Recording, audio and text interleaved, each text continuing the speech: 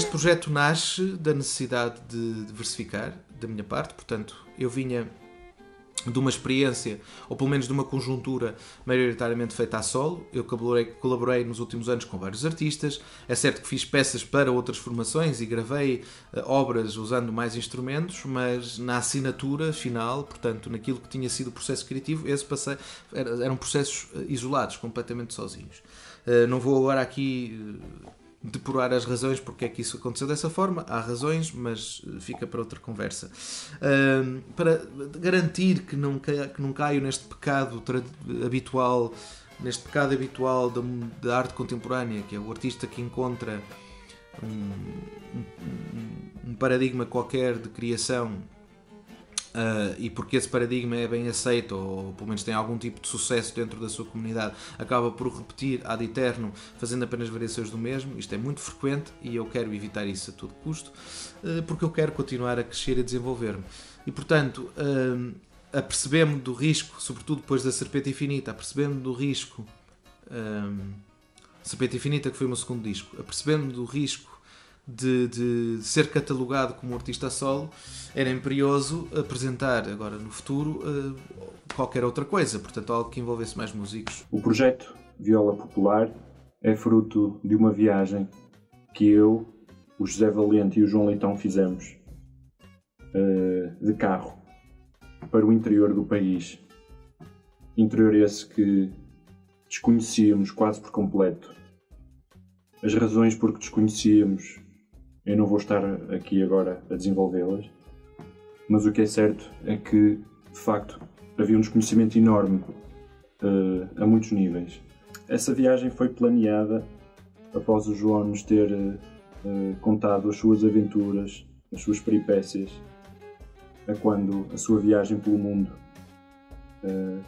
e aventurar-se ao desconhecido. Essa ideia cativou-nos imenso, já que artisticamente também estávamos, de certa forma, bloqueados.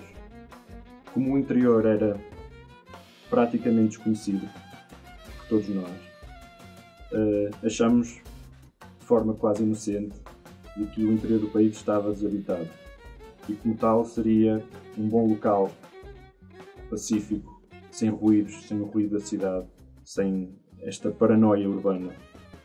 Foi completamente surpreendente o que encontramos. E rapidamente chegamos a Braga.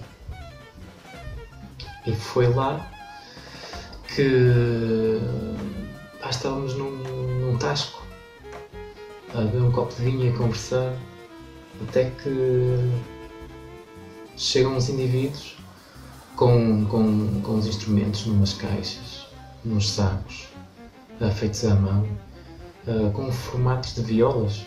Parecia uma guitarra um pouco mais pequena, não é? E quando eles tiraram o instrumento do saco, ficamos surpreendidos, e mais surpreendidos ainda ficamos quando eles começaram a tocar e a cantar. E obviamente que no final daquele pequeno momento totalmente improvisado, nós encetamos conversações com estes senhores, e muito rapidamente, experimentando os instrumentos, começamos a tocar com eles, e quando demos por ela, estávamos a ser convidados para ficar em casa de um deles. Nessa mesma noite fomos com esse mesmo senhor a outro tasco e basicamente passámos a noite toda a tocar e a beber cervejas com os músicos, e foi mágico a bondade e a generosidade daquelas pessoas, e muito facilmente entramos em contacto também com um dos construtores daqueles instrumentos, e claro, comprei um, e até hoje continuo rendido à sonoridade dele.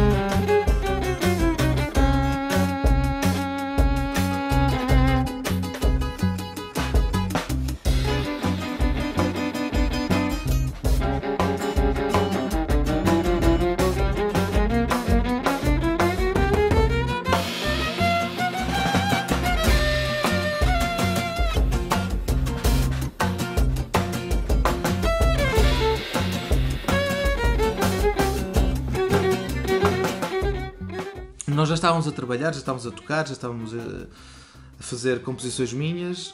Era necessário juntar as pontas, era necessário ter pelo menos um discurso, não é? Uma história para justificar, para ligar tudo, não é? Para justificar por que razão é que nós decidimos estar a tocar.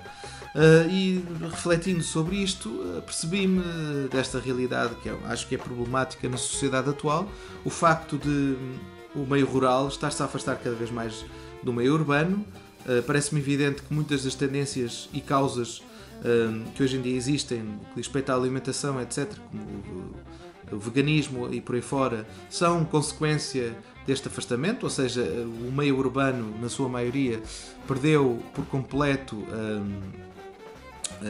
a sua ligação com a natureza e não compreendo aquilo que é o ciclo da natureza, não é? Nós estamos a comer coisas fora de data, não fora de prazo, mas fora de data daquilo que é o ciclo da natureza. Estamos obviamente a exagerar e portanto a natureza está a ficar saturada e portanto eu acho que é completamente compreensível que depois estas tendências surjam, mas estas são tendências do meio urbano.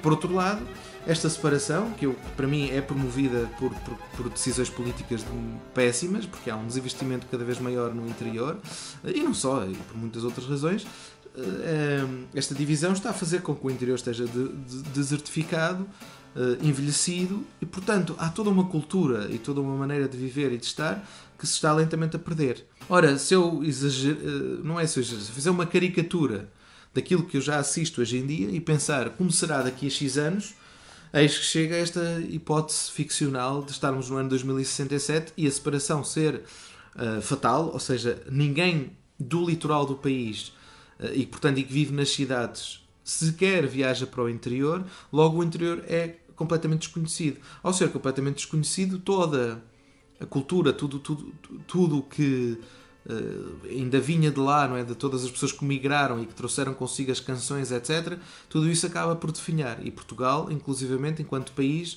começa a perder a sua autenticidade porque já não tem uma aproximação às raízes. E pronto, e assim nasceu a nossa ficção.